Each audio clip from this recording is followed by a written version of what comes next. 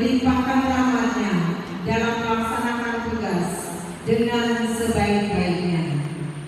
Palembang, 22 November 2022.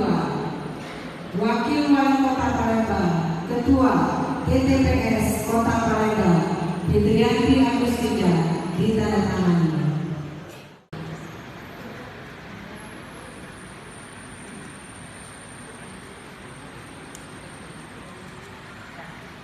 Mohon izin, Bu.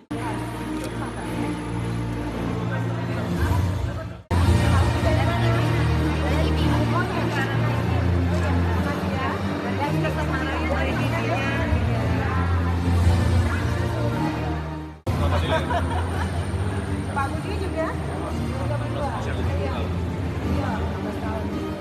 Angka penurunan stunting ini betul-betul kita buat zero, ya, atau zero stunting di tahun 2023. Nah, ini butuh kerja keras kita sama-sama, butuh koordinasi sama-sama, dan juga ini butuh bantuan kita sama-sama.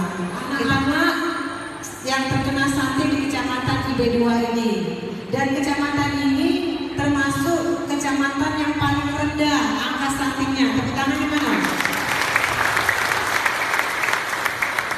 Tapi kalau seandainya kita tidak bekerja sama, yang kita khawatirkan 14 itu